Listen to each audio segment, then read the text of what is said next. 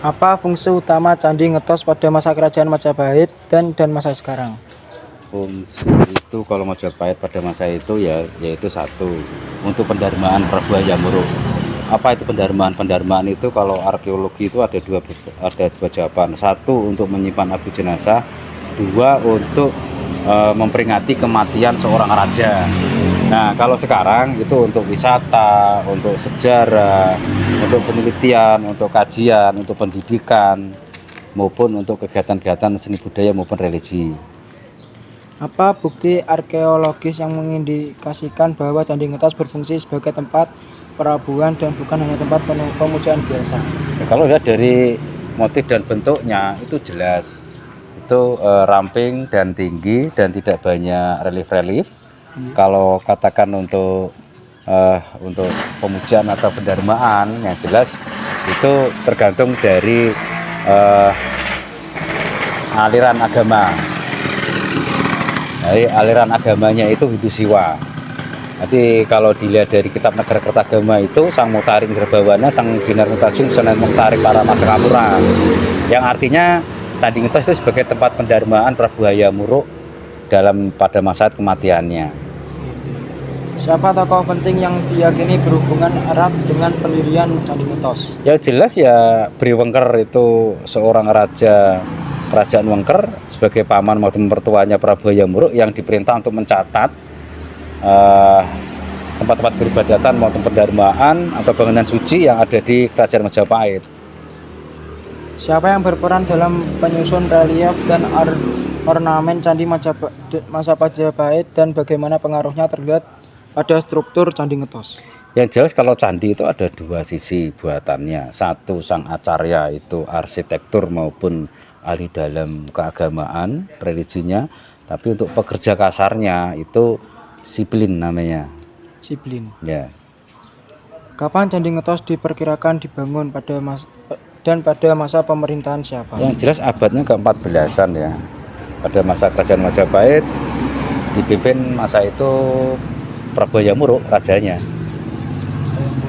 Kapan secara arkeologis diperkirakan masa pembangunan Candi Ngetos dimulai dan apa peristiwa sejarah penting yang terjadi di Kerajaan Majapahit pada waktu itu?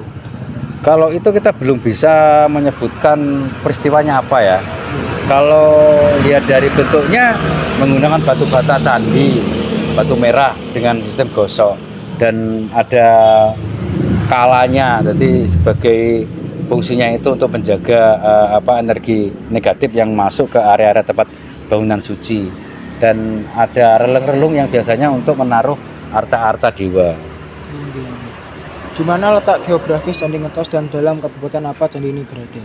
Yang jelas kalau Candi Ngetos dibangun itu terlihat dari fungsinya ya, tempat peribadatan maupun tempat suci yang ada di Desa Ngetos, Kecamatan Ngetos. Kalau dulu itu Desa Tajum namanya kalau di kitab Negara Kertagama dan para raton. Nah, kenapa ditaruh di dekat dengan puncak-puncak gunung? Sebabnya wilayah gunung itu tingkatnya tinggi, wilayahnya juga tinggi, disucikan, tempat suci, tempat keramat, disakralkan oleh orang agama Hindu maupun Buddha sebagai tempat berkumpulnya atau tempatnya para sang dewa.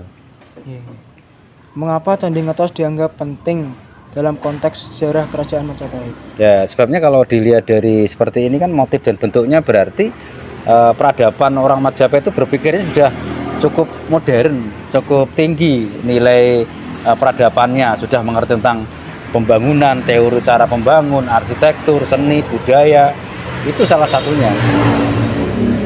Mengapa candi tersebut didirikan di Ngetos? Ya itu tanahnya itu tanah sakral, tanah suci, sebabnya di daerah dataran tinggi, daerah-daerah suci, dan disamakan dengan Gunung Meru atau Semeru atau puncak. Kemuncaknya itu bagaikan seperti Semeru.